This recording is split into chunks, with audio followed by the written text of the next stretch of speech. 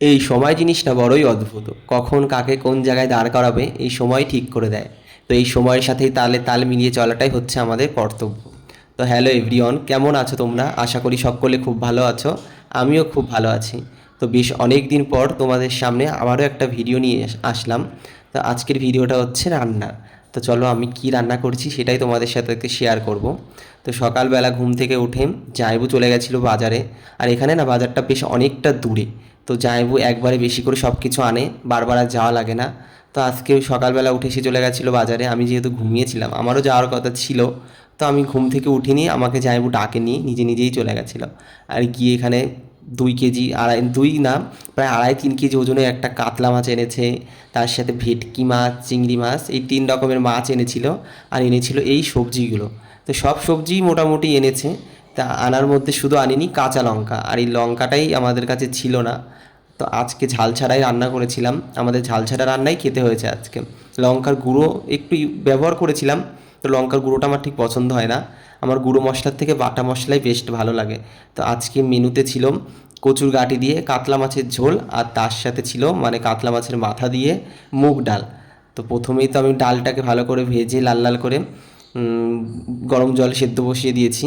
আর এই পাশে মাছটাকেও ভেজে নিয়েছি। আর এই দেখো সেই মাছের মাথাটা কতটা বড়, হাফ দেবো মাছ মানে ডালে, আর হাফ রেখে দিয়েছি। একদিন টক শাক আনবো, ওই টক শাক দিয়ে রান্না করে খাবো। আমার টক শাক দিয়ে মাছ দিয়ে খুব খুব সুন্দর লাগে। তোমাদের কাদের কাদের টক শাক দিয়ে মাছ মানে প্রিয়, অবশ্যই কমেন্টে জানিও। তো ভালো, তারপরে আমি কচুর গাঁটিটা প্রথমে রান্না করে নিচ্ছি। এখানে একটু টমেটোও দিয়েছিলাম, যাইবো না টমেটো আনে, আর আমি সব তরকারিতে এখানে টমেটো ব্যবহার করি। বাড়িতে থাকলে তো টমেটো মমেটো দিই না, কিনবে কে? যখন টমেটোর সিজন হয় তখন একটু দিই, আর এমনি সময় দিই না। আর এখানে সবসময় যাইবো টমেটো আনে। তারপরে ভালো করে কচুর গাঁটিটাকে একটু রসিয়ে কষিয়ে গরম জল দিয়ে দিলাম। যতই রসিয়ে কষিয়ে আজকে রান্না করি না কেন, সে স্বাদ আসবে না। মানে লঙ্কা ছাড়া মানে রান্না অসম্পূর্ণ বলতে গেলে। তারপরে ডালটাও এইদিকে সেদ্ধ হয়ে গেছিলো, এদিকে ভাত বসিয়ে দিয়েছি। আর ডালটা ভালো করে একটু ব্লেন্ড করে নিলাম, ডালটা না বেশ অনেকটা একটু বড় বড় ছিল। তো ভালো করে মিশিয়ে নিলাম। আর মশলাপাতিও টুকটুক করে একটু শেষ হয়ে গেছে। তো জামাইবাবু বললো দেখ কী কী লাগবে, ব্লিঙ্কিটে অর্ডার করে দিয়েছে সব কিছু। তারপরে সব কিছু গুছিয়ে আমার এদিকে তরকারি রান্নাটাও কমপ্লিট। তারপরে এই মাছগুলো দিয়ে নামিয়ে নিয়েছি। তো আজকে আমাদের একটা দাদাও ছিল আমাদের সাথে, আমি যাইবো আর ওই দাদাটা। তো আমাদের রান্না করেছি আমরা 3 জনের মতন। তারপরে রান্না তরকারি কমপ্লিট হলে আবার ডালে ফোড়ন দিচ্ছি। তো ফোড়নে দিয়ে দিচ্ছি আমি কাঁচা লঙ্কা, তেজপাতা আর গোটা জিরে। আর আজকে না ফার্স্ট টাইম আমি ডালটা পেঁয়াজ রসুন দিয়ে রান্না করলাম।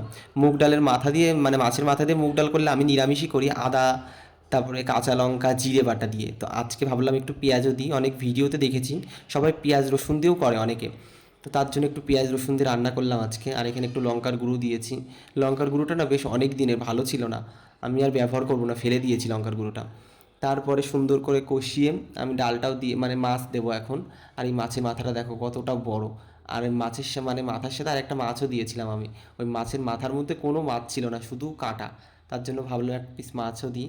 তো দিয়ে ভালো করে মিশিয়ে এই ডালটা একটু হলুদ দিয়ে লবণ দিয়ে জাল করে নিয়েছিলাম, তারপরে মিশিয়ে নিলাম। তারপরে জালটা একটু মানে ডাল না যত জ্বালাবে মানে যত নাড়িয়ে নাড়িয়ে জ্বালাবে ততই স্বাদ হয় ডালে। তারপরে আমি এখানে ভাতের ফ্যানটা ঝরিয়ে নিলাম। আমি বাড়িতে থাকলে ফ্যান ঝরাই না, আঙুল মেপে জল দিই, ভাত এমনিই হয়ে যায়। এখানে যেহেতু ডেচকি তার জন্য অসুবিধা হচ্ছে। তারপরে আমার ডাল রান্নাও কমপ্লিট। তো ভিডিওটা তোমাদের কেমন লাগলো আমাকে অবশ্যই কমেন্টে জানিও।